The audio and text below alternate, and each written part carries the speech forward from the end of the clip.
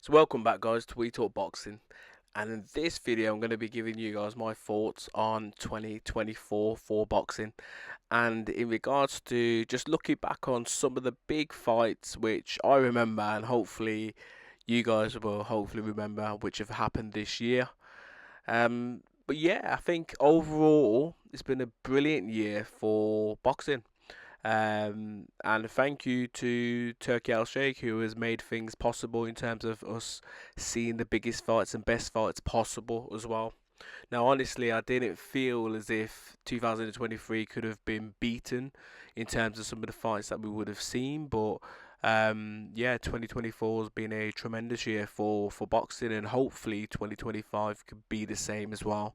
Now, currently, we've got a few good bouts which are going to be taking place at the start of the year. So if the year progresses how it starts, then hopefully it could be a similar or better year for boxing as well in 2025. But yeah, just looking back now in terms of the year to date. Now I'm going to start this video looking back to December 2023, and I know a lot of users will be like, well, the year starts in January 2024, but for me, I'm going to be doing it from December 23 to December 24, the whole 12 months. Now, the first event which I want to pretty much highlight was the AJ versus Otto Wildling event, where there were some brilliant fights on this. Now, I'm not going to be talking about all the fights, but I'm just going to be going through a few of them. Now, the main event for this card was AJ versus Otto Wildling, where AJ knocked him out, scored a TKO in the fifth round, um, and this was a retirement from Wildling's corner. He took too much punishment, and obviously they made the wise decision to call a halt to it, and that is wise because Otto Wildling's now scheduled to fight Derek Chisora in February 2025. Now, other fights which took place on this card was Deontay Wilder versus Joseph Parker.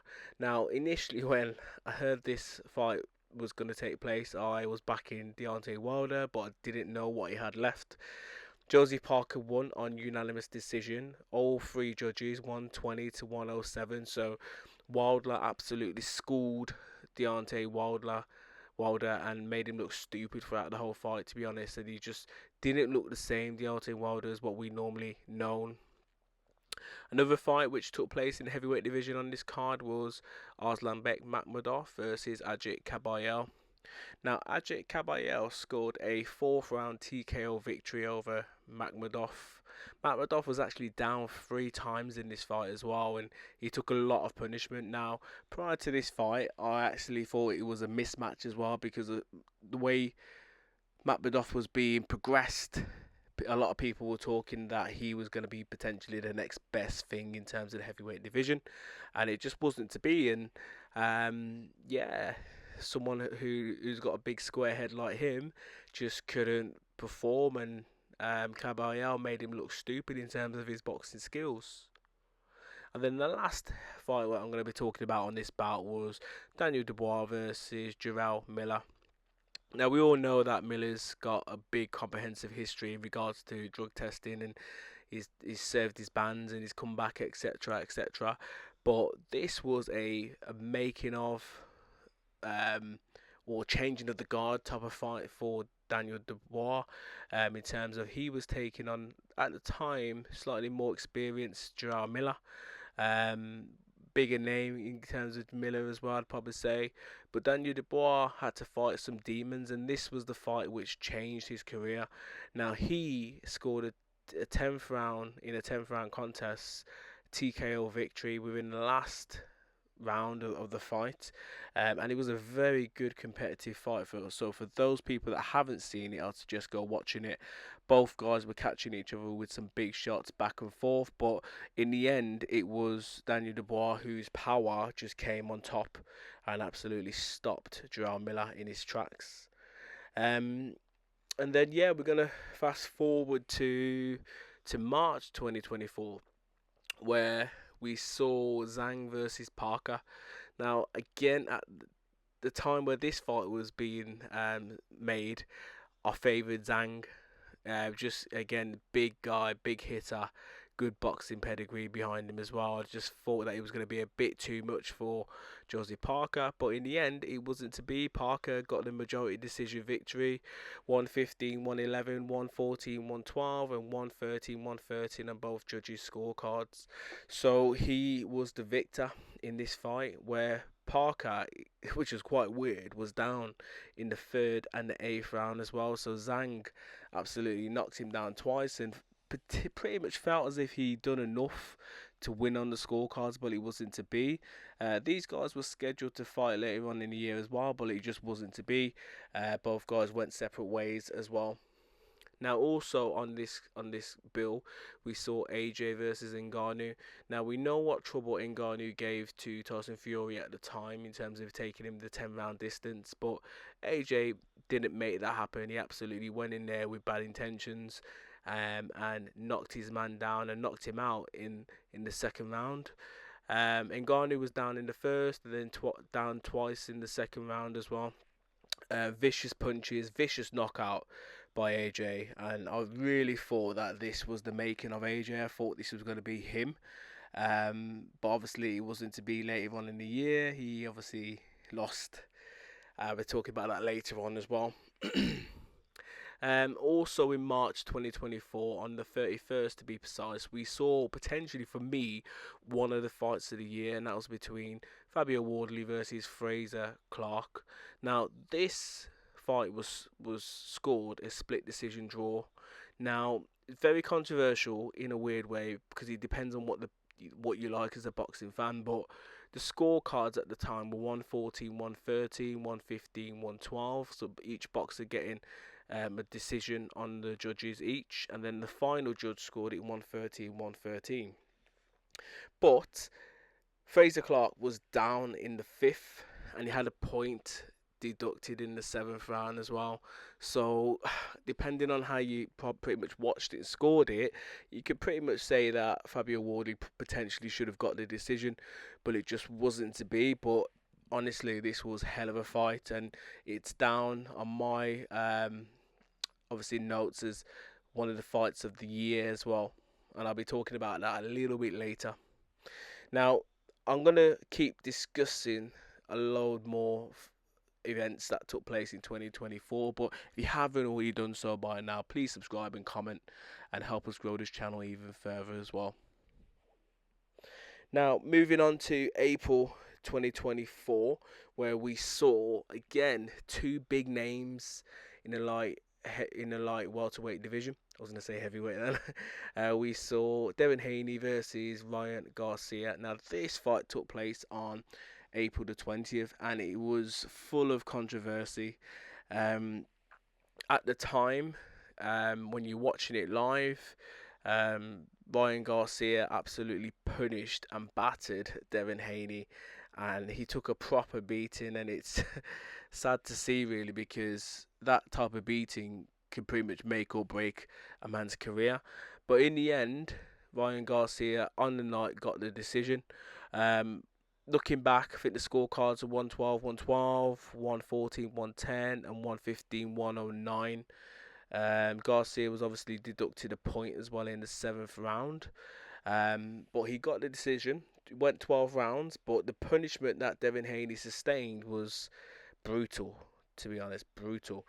But the fight itself was a few weeks or a couple of months later, was declared a no contest, and this was because Ryan Garcia obviously failed a drugs test, and he's obviously still serving his ban for that as well. So there was a lot of controversy, and plus he weighed in a lot heavier on the night. And a lot more things which went on, which we're not going to talk about in this video because I've made other videos regarding it. But yeah, hell of a beating that Devin Haney sustained. And these two are set to potentially run it back in 2025, but it all depends really on Devin Haney's mindset, because after the beating that he sustained, you're never the same after that really. But yeah, brilliant fight as well. Good fight to watch for those that haven't seen it, even though it was full of controversy. Now, in May 2024, we saw, on the 12th to be precise, of 12th of May, we saw Lomachenko versus Kambosos Jr. Now, this was a brilliant performance by Lomachenko because a lot of people were questioning what he has left in terms of what he has left to offer the boxing game. He beat Kambosos Jr. by 11th round TKO victory, so he stopped him in that 11th round, but the performance was near somewhat of what he was when he was at the top of his game. Lomachenko, he was moving in and out, quick punches, using his angles, speed, the power. Yeah, he just looked back to his old self, and it was a brilliant performance. And I'm sure he won a title that night as well. Can't remember what title he won. I'll have to probably double check that. But yeah, it was a hell of a performance by Lomachenko. Just going on BoxRec now just to see what title he actually won. It was the vacant IBF World Lightweight belt and the IBL belt as well. But yeah, Kambosos, it says, was down twice in the 11th as well. But yeah, brilliant performance by Lomachenko. He hasn't fought since. I'm not sure if he will return to the ring. 2025 will potentially be the making or breaking of Lomachenko because time isn't at his side. Now, also in May as well, we saw the first fight between Tyson Fury versus Alexander Usyk. Now, this again was a brilliant fight, and it was a fight for me of two halves. Now, when I scored it live, I had pretty much Tyson winning. I think it was 5-2 from rounds 1 to 7. Had Tyson winning quite comprehensively, and then the fight shifted after that point. I pretty much scored near enough every round after that to Alexander Usyk, except the last round, which could have been a draw or maybe a Tyson round. But yeah, very, very tough and close fight for both guys. Tyson was actually lucky to make it the distance as well, because that 9th round, some referees would have stopped that for the punishment that he sustained in that 9th round. And Alexander Usyk was the victor. Pretty much won on a split decision card that night. At the time, I think it was 114, 113, 113, 114. So two judges going either way for both boxers, and then Alexander Usyk won it on the last scorecard, 115 to 112. But yeah, brilliant fight to watch.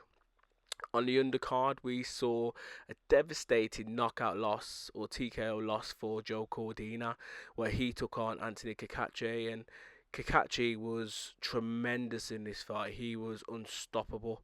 Um, it literally went the 8 rounds, and Cordina was down in the third, and probably should have been stopped in the third, to be honest. And he took a lot of punishment.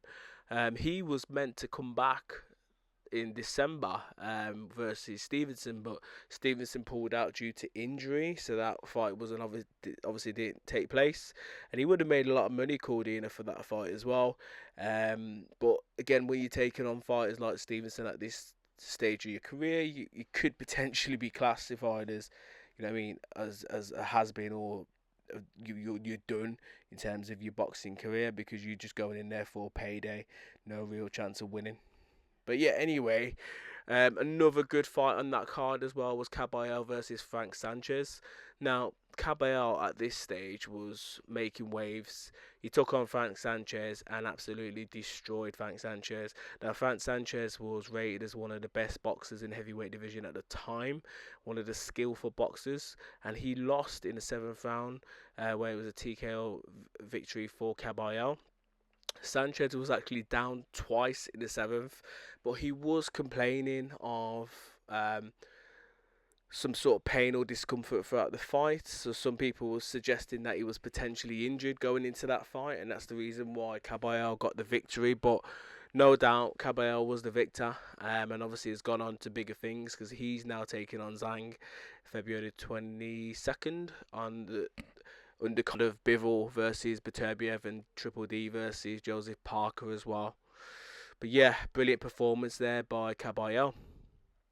And then we move forward to June 2024. the 1st of June to be precise, where Daniel Dubois, sustained, some brilliant performance against Hrgovic, where he knocked or scored a TKO victory, I should say, over Hrgovic in the 8th round, where the doctor actually stopped the fight for Hrgovic. He took too much punishment. Daniel Dubois, his punches, his power, he just looked phenomenal that night, and all that confidence pretty much came from the Miller fight back in December at that point. So yeah, he was on a roll, and again, I'll talk about it soon, but that victory against Miller and Hrgovic set him up for his biggest fight of the year, which was later on in the year. Also on June the 1st card, we saw Zhang versus Wilder. Now again, I'm a Wilder fan, but I knew what task this was for Wilder taking on Zhang. Now Zhang is a phenomenal man, phenomenal fighter, good boxing pedigree, good power, good size, everything on him. Now I knew that Zhang was going to destroy Wilder, and that's exactly what he did. From round 1, he absolutely annihilated Wilder. Wilder just looked a shell of himself, and in the end, Zhang got the TKO victory in the 5th round, where it was a right hand which put Wilder down before the referee stopped the fight. And at the time, you're watching the fight and you think, come on Wilder, you got a bit more in the tank, but you had nothing left, and it was a perfect stoppage by the referee at that point in time. Now for me, obviously Zhang's going on to bigger and better things. He's taking on Caballero on the 22nd of February in 2025, whereas Wilder looks like he's done and dusted. His trainer, manager, whatever, has come out and said that he will come back in 2025 and we'll have a few more fights, but I just can't see it. I just can't see it from Wilder. I think he's done personally, but if he does come back, I will watch it, because he's one of these guys that could pull out something from out of nothing.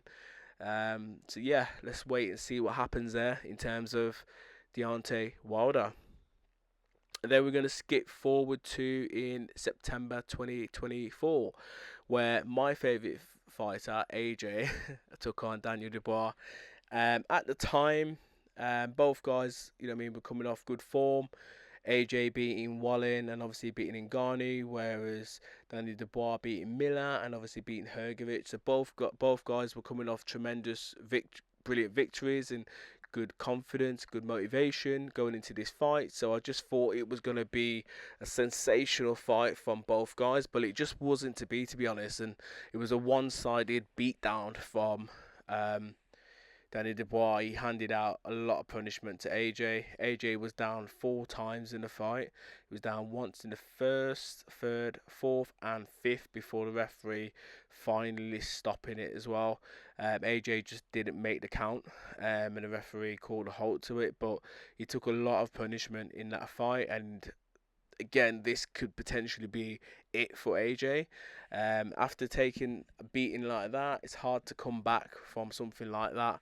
Whereas Daniel Dubois is going to go on to bigger and better things. He's now taking on an informed fighter in Joseph Parker on the 22nd of February. Parker's obviously on good form himself, beating Zhang and Wilder last year. So let's see what happens between the pair. But this should be a good fight, and should be a fight that both guys can't take each other lightly. Now on the undercard of that September bill, we saw Joshua Buatsi versus Willie Hutchinson. Now both guys at the time, brilliant form, brilliant pedigree, and I was split. Didn't really know where to go or who to pick in this fight, but in the end, it was Joshua Buatsi who showed that he was better, like he was at a different level compared to Hutchinson. He scored a split decision victory. Now, it was a split decision, but it shouldn't have been a split decision. For me, it should have been a unanimous decision. I don't know how Hutchinson won one of the scorecards, but it's one of them. I guess this is boxing. But yeah, Hutchinson himself was down in the 6th, down in the 9th, and he had 1 point taken off in the 7th. But it shouldn't have been, well, for me, it shouldn't have been scored how it was scored. But in the end, the right man got the victory, and that's Joshua Buatsi, and he has gone on to potentially bigger and better things. He's taking on Callum Smith, I believe, on the 22nd of February as well. So let's see what happens there, see what Callum Smith's got left. And then we're going to skip forward to October 2024, the 12th of October to be precise, where we watched one of the biggest and best fights of the year, where a lot of people wanted to see these two guys go up against each other for a long time, and that was Artur Beterbiev versus Dimitri Bivol. Undisputed fight, and we got to see who's the best light heavyweight was. And in the end, it was Beterbiev, obviously scoring a majority decision victory. 115 to 113, 116 to 112, and then 114 on the third judge. But yeah, brilliant performance. Very, very close fight to score, and depending on what type of style you like will determine whether or not you thought a certain boxer won. But for me, when I was watching it, Bivol started really well, but for me, Beterbiev just came back and he just looked like a stronger fighter towards the end, and he looked like the fighter that was going to make a knockout happen. But yeah, brilliant fight to watch, and hopefully we can see that again on the 22nd of February in 2025. We saw an excellent, I couldn't get my words out then, rematch between Fabio Wardley and Frazer Clarke. This was the second time these guys met, and it was nothing like the first fight. Now, this rematch saw Fabio Wardley scored a first round KO victory over Clarke, and it was some knockout, potentially knockout of the year to be fair. It looked, when he hit Frazer Clarke, he looked like he was having a stroke. In the end, we found out that he broke his jaw, sustained some other injuries as well, but yeah, some knockout, some punch it was, and he is going to be a guy to stop in 2025. He's one of these guys that has got power. He hasn't got so much skill, but he's got power. So he's going to be, up there and hopefully in bigger fights in 2025, Fabio Wardley. We saw a potential star draw, should have lost, but draw on the undercard on that bill as well. Ben Whittaker scored a draw against Liam Cameron. A lot of controversy with this fight where Cameron obviously was punishing Whittaker. Whittaker had the skill, but he just couldn't really keep his man off him. In the end, both guys went over the rope, and there was an injury sustained from Ben Whittaker. But we now know that the fight has potentially been signed for their rematch, and hopefully Ben Whittaker needs to put on a performance now to show that he is a cut above Liam Cameron. But if his head's not in it, Liam Cameron will cause him trouble and potentially beat him. So yeah, let's wait and see what happens in 2025. Now this video is getting long, so I am gonna come on to the last event of 2024, and that was in December. So the rematch between Alexander Usyk versus Tyson Fury. Now this time it was a unanimous decision victory for Alexander Usyk, 116 to 112 on all three judges' scorecards. Now at the time of watching it live, I felt as if it was probably going to be a scored or draw, but it wasn't to be, and some of the close rounds that I felt were close, and I was giving it a 10-10. Obviously, the judges went for Alexander Usyk. They gave him the rounds instead of Tyson. So the fight in the end wasn't as close as what I thought it was. And yeah, Alexander Usyk is still the main man in the division. But I am going to move on now to the prospect of the year for me, and that is Moses Itauma. Now, he's a heavyweight, and he's coming off a tremendous first round. Was it first or second round knockout? I think it was first round. I need to double check that. But absolutely destroyed, I think it was first round, destroyed Dempsey McKean. The knockout was sensational. Literally just playing back flashbacks now in my head. He caught him with a crazy right hand twice. But it was just unbelievable for someone so young, and especially someone like McKean, who went 12 tough rounds with Filip Hrgović before he finally got knocked out in their bout, and that was a year ago. So that victory has put him in the spotlight, and even though he was already in the spotlight, he's put him even further in the spotlight now. His world's his oyster, and he is someone to watch out for in 2025. He obviously wants to try and beat, sorry, Mike Tyson's record of being the youngest heavyweight champion, but can't see that happening because a lot of things need to align up to make that happen. But he certainly has the future, and he certainly potentially will be a world champion if he keeps doing what he's doing. So yeah, watch out for the name Moses Itaú.